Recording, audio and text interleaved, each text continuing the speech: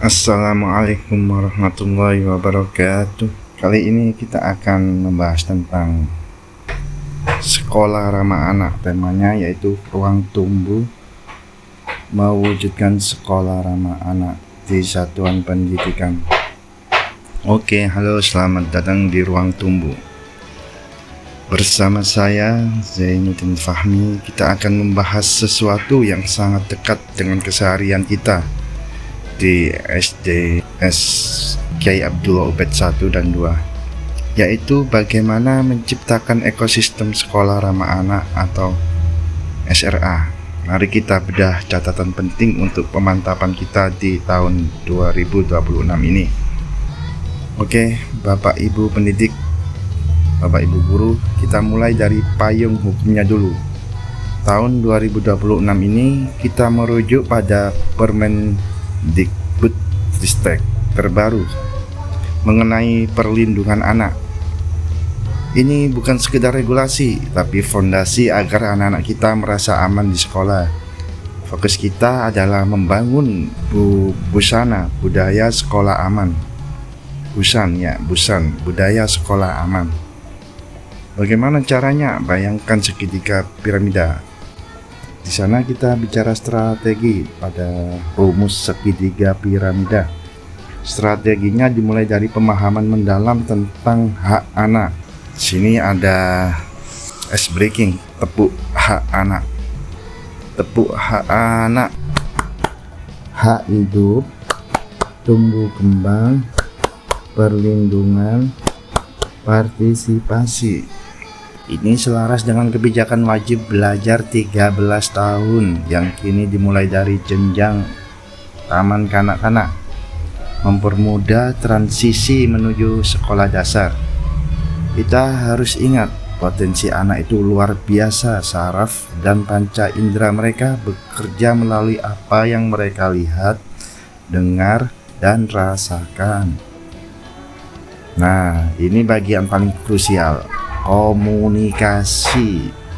Bapak Ibu pendidik, Bapak Ibu guru, tolong hindari kalimat perintah yang bernada marah atau nasihat yang terlalu bising bagi mereka.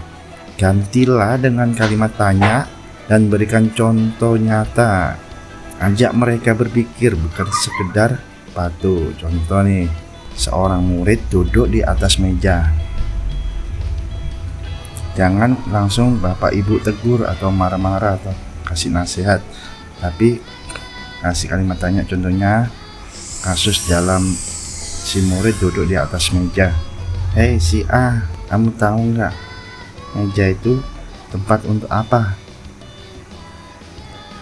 Itu kalimat tanya yang bisa mengena pada murid-murid generasi alfa. Jangan langsung diberi kata perintah. Hei si murid si A, jangan duduk di atas meja. Itu akan langsung, secara tidak langsung itu akan si murid merasa tersindir atau tidak akan mengerti maksud dari si murid tadi duduk di atas meja, tapi beri kalimat tanya dulu. Dan jadikan pada sekolah ramah anak ini, jadikan sekolah dan rumah ibadah, contoh bukan sekolah saja tapi rumah ibadah, sebagai pusat kreativitas anak, tempat mengisi waktu luang dengan hal positif dan inovatif. Dan satu hal penting, biarkan mereka menangis. Kalau si murid ini sedang menangis, biarkan, jangan dihambat, karena itu bagian dari ekspresi emosi mereka yang harus kita validasi. Kenapa sih anak itu menangis? Atau sebab apa? Itu bisa kita validasi. Jangan langsung diberhentikan ketika si murid atau si anak sedang menangis. Biarkan mereka menangis dahulu. Oke. Lalu kita punya prinsip 3R 1H dan buku rekam jejak kasus. Kita harus tertib, mencatat, memantau pemenuhan hak dan melindungi anak.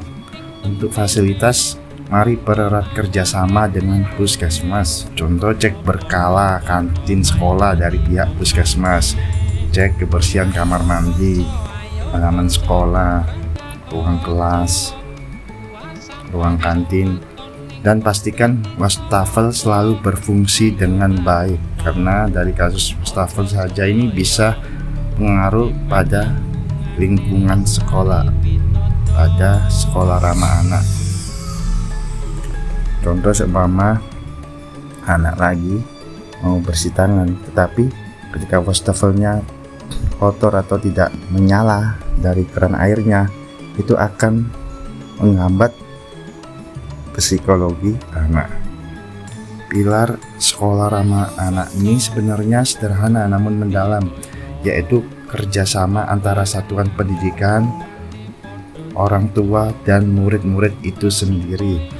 Keempat, komponen manajemen layanan, tenaga penyedia layanan, fasilitas layanan, dan penyelenggara produk layanan harus saling mendukung. Oke, ingat 13 komitmen kita dimulai dari satu langkah sederhana.